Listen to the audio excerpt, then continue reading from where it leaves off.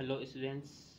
आज हम class 10th का lesson number 5 chemistry in everyday life पढ़ने वाले हैं। जो हमारा एग्ज़ाम होता है आरबीसी का, उसमें ये लेसन जो है उसका जो वेटेज होता है 4 to 5 मार्क्स का होता है। इस लेसन में हम बेसिकली पढ़ने जो वाले हैं एसिड, बेस, सॉल्ट, ये जो तीनों इनके भी डेफिनेशंस क्लियर करेंगे। उसके बाद में डिफरेंट साइंटिस्ट के अकॉर्डिंग एसिड और बेस जो हैं उनकी डेफिनेशंस, एंड देन आफ्टर यहाँ पे कुछ केमिकल कंपाउंड्स हैं, उनकी रिएक्शन वगैरह कैसे क्या उनको बनाएंगे, and last soap and detergent. यहाँ पे अपना बेसिकली उसको पढ़ने वाले हैं। तो देखिए, सबसे पहले यहाँ पे इस चैप्टर में हम पढ़ेंगे एसिड, बेस एंड सॉल्ट। तो यहाँ पे सबसे पहले हम थोड़ा सा एसिड, बेस एंड सॉल्ट क्या होता है उसके बारे में थोड़ा सा देख लेते हैं। तो सबसे पहले हमारा जो टॉपिक रहेगा इसमें एसिड। अब एसिड को क्लियर करते हैं सबसे पहले हम यहाँ पे। तो सबसे पहला हम पढ़ने वाले हैं यहाँ पे acid, base and salt. Okay, तो हम जैसे हमें पता है sour and bitter taste of food is due to acid and base present in it. आपको पता है खाने के अंदर सावर टेस्ट यानी खट्टा और बिटर टेस्ट यानी कड़वा। खाने के अंदर जो सावर टेस्ट और जो बिटर टेस्ट जो होता है वो किसकी वजह से होता है? वो होता है उसके अंदर जो आपका एसिड और आपका जो बेस प्रेजेंट होता है उसकी वजह से होता है। In nature acid, base and salt are found in general form. अब सबसे पहले यहाँ पे अपन देख लेते हैं एसिड के बारे में। सबसे पहले अपन यहाँ पे क्लियर कर लेते हैं एसिड के बारे में। यहाँ पे एसिड क्या क्या है? तो acids are sour in taste. जो आपका एसिड होगा वो कैसा होता है? आपका sour in taste. Acid word is made from Latin word acidus. आपको अच्छे से क्लियर रखना है, एसिडस लैटिन वर्ड है यहाँ पे एसिडस। एसिडस लैटिन वर्ड है जिससे आपका एसिड जो वर्ड वो बना हुआ है, जिसका मतलब होता है आपका सावर। जिसका मतलब क्या होगा? आपका सावर यानी खट्टा। It is found as acetic acid in vinegar. उसके बाद में आपको यहाँ पे अच्छे से देखना है, ये जो अब एसिड है डिफरेंट फॉर्म में प्रेजेंट हो सकता है। अब देखो कहाँ पे किस फॉर्म में होता है, किस तरीके से होता है। तो सबसे पहले हम यहाँ पे देखते हैं, जैसे कि आपका इसमें गिवन कि यहाँ पे एसिडिक एसिड इन विनेगर, यानी विनेगर जो होता है उसके अंदर आपका जो एसिड होता है कौन सा होता है? एसिटिक एसिड होता है। उसके बाद में टार्ट्रिक एसिड इन टेमाराइन। टेमाराइन होता है आपका इमली। इमली के अंदर जो आपका एसिड होगा वो टार्ट्रिक एसिड होगा। उसके बाद में आपका एस्कॉर्बिक एसिड जो होगा वो आपका ऑरेंज में होता है, ठीक है। Then after formic acid in sting of red ant. आपका जो फॉर्मिक एसिड, ठीक है, ये जो होता है वो किस में होगा? आपका रेड आंट, जो आपकी लाल चींटी जो होती है, चींटी मान लो, या फिर आपका, ठीक है, कोई भी मच्छर वगैरह है उसके कट करने से हमें वहाँ पे जो पेन होता है, ठीक है, कुछ ज्वलन जैसे कुछ होता है, तो वहाँ पे जो एसिड होता है कौन सा होता है? आपका फॉर्मिक एसिड होता है। तो ये हमने यहाँ पे आपका जो एसिड था उसको क्लियर किया। एंड सबसे बेसिक जो डेफिनेशन होती है आप यहाँ पे एसिड की, वो यहाँ पे अपन देखने वाले हैं कि जो आपका एसिड जो होता है, अगर मैं बात करता हूँ लिटमस पेपर के अकॉर्डिंग, तो एसिड जो होगा वो ब्लू लिटमस पेपर को रेड में कन्वर्ट करेगा। यानी यहाँ पे देखने वाली बात होगी आपकी, it is turns blue litmus paper into red.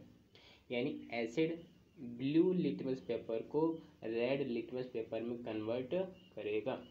आपसे कोई पूछे कि एसिड की डेफिनेशन आपको क्लियर करनी है अकॉर्डिंग टू लिटमस पेपर, तो आपका आंसर होना चाहिए, if blue colour litmus paper change in red colour litmus paper, तो वहाँ पे आपका क्या प्रेजेंट होगा? एसिड प्रेजेंट होगा, ठीक है। तो ये हमने यहाँ पे एसिड को क्लियर कर लिया है। उसके बाद में हम यहाँ पे देखने वाले हैं आपका जो बेस यहाँ पे प्रेजेंट होगा। यहाँ पे आपका जो बेस प्रेजेंट होगा। अब बेस की बात करते हैं तो सबसे पहले इसके टेस्ट की बात होगी, और टेस्ट की बात होगी तो यहाँ पे याद रखोगे आप, बेस के केस में इसका जो टेस्ट होगा वो कैसा होगा? बिटर टेस्ट होगा, बिटर, कड़वा।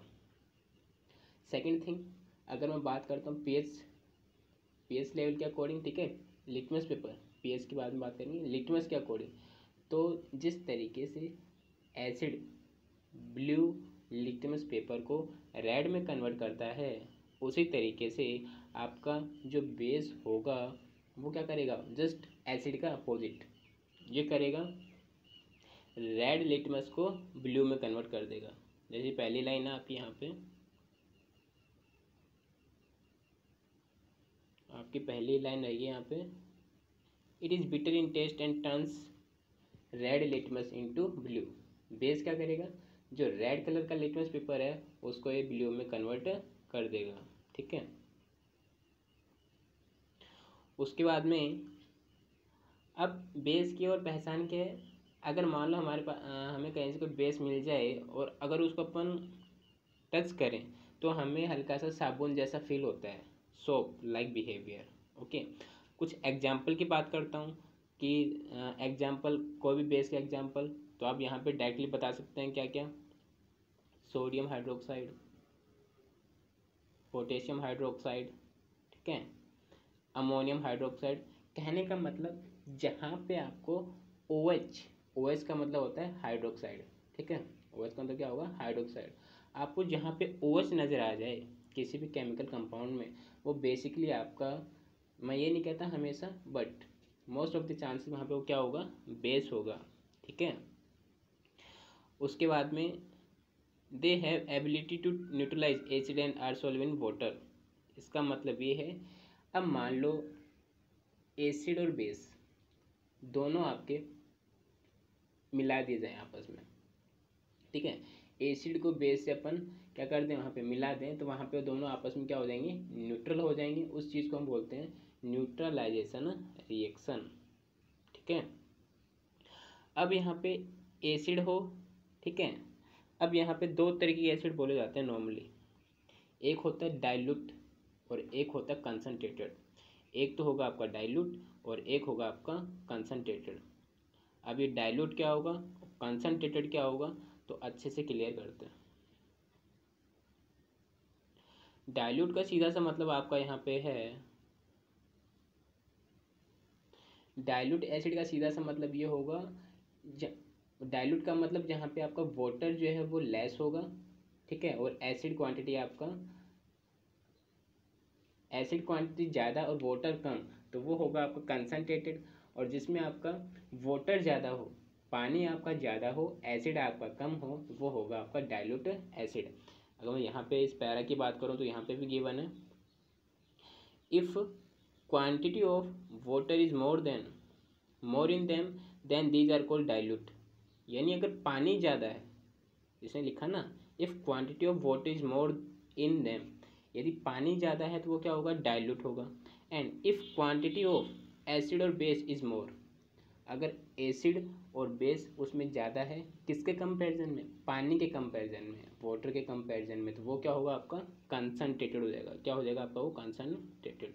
तो यहाँ पे ये जो पैरा है इसके अंदर हम क्लियर किया हमने, क्या, डाइल्यूट एंड कंसनट्रेटेड, चाहे वो एसिड हो चाहे आपका वो बेस हो। फिर से फटाफट से देख लो, अगर पानी ज़्यादा है, वाटर क्वांटिटी ज़्यादा है, किसके कंपैरिजन में, एसिड के कंपैरिजन में, वाटर ज़्यादा है क्या होगा, डाइल्यूट। और अगर आपका एसिड ज़्यादा है पानी के कंपैरिजन में, चाहे वो बेस हो चाहे वो एसिड हो, वो क्या होगा आपका, कंसनट्रेटेड होगा। उसके बाद में नेक्स्ट हम पढ़ते हैं यहाँ पे सॉल्ट। सॉल्ट, अब सॉल्ट हमें कैसे मिलेगा, जब आपका एसिड और बेस दोनों रिएक्ट करें तो वहाँ से सॉल्ट और वाटर हमें मिलता है। जैसे कि आपको रिएक्शन गिवन है, जब आपका एसिड और आपका बेस दोनों आपस में कंबाइन होते हैं तो वहाँ पे हमें क्या मिल जाता है, सॉल्ट एंड वाटर मिल जाता है।